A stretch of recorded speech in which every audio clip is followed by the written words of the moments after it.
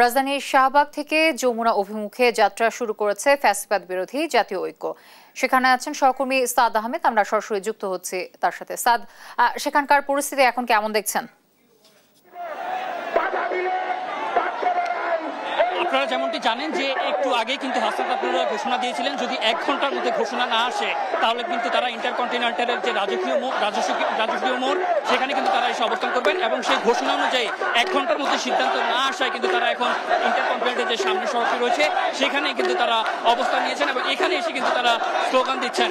তারা আমরা যদি জানি যে সন্ধ্যার দিকে কিন্তু হাসান আব্দুল্লাহ ঘোষণা দিয়েছিলেন যদি 1 ঘন্টার মধ্যে কোনো আওয়ামী লীগ নিষিদ্ধে কোনো ফয়সালা না আসে তাহলে কিন্তু তারা এখানে এসে অবস্থান করবেন, এবং সেই ঘোষণা অনুযায়ী কিন্তু তারা মিছিল নিয়ে শাহবাগ মোড় থেকে কিন্তু তারা অবস্থান নিয়েছেন এবং এখানে এসে কিন্তু তারা সড়কে বসে পড়ে এখানে কিন্তু স্লোগান দিচ্ছেন।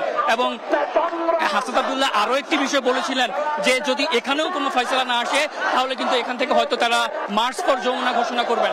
যেমন দেখতে পাচ্ছেন এখনো কিন্তু স্লোগানে তারা আওয়ামী লীগ নিষিদ্ধের যে দাবি সেটি কিন্তু দাবি জানিয়ে যাচ্ছেন, এবং এখন পর্যন্ত কিন্তু কোনো সিদ্ধান্ত না আসায় তারা কিন্তু তাদের যে কর্মসূচি অবস্থান কর্মসূচি সেটি কিন্তু শাহবাগ থেকে সরিয়ে এনে এখন ইন্টারকন্টিনেন্টাল যে রাজস্বিক মোড় ইন্টারকন্টিনেন্টালের সামনের সড়ক অর্থাৎ বাসভবন যমুনার যাওয়ার যে সামনের সড়কটি রয়েছে সেখানে কিন্তু তারা এসে অবস্থান নিয়েছেন এবং এখানে এসে কিন্তু তারা স্লোগান দিচ্ছেন। হাসান আব্দুল্লাহ কিন্তু আরেকটি বিষয় বলেছে যদি এখানেও কোনো সিদ্ধান্ত না আসে তাহলে কিন্তু তারা হয়তো মার্চ ফর যমুনা অর্থাৎ যমুনার উদ্দেশ্যে কিন্তু তারা রওনা দিবেন, এমনটি কিন্তু আমাদেরকে বলা হয়েছে।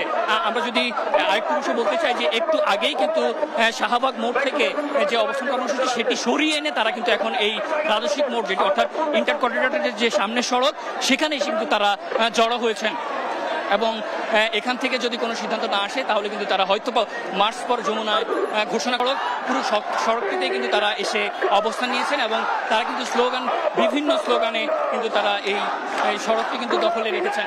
তারা নিষিদ্ধের যে ঘোষণা সেটি কিন্তু তারা চাচ্ছেন, এবং তারা যেটি বলছেন যে যদি আজকের মধ্যে সিদ্ধান্ত না আসে তাহলে কিন্তু তারা আরো কঠোর থেকে কঠোরতম কর্মসূচিতে যাবেন।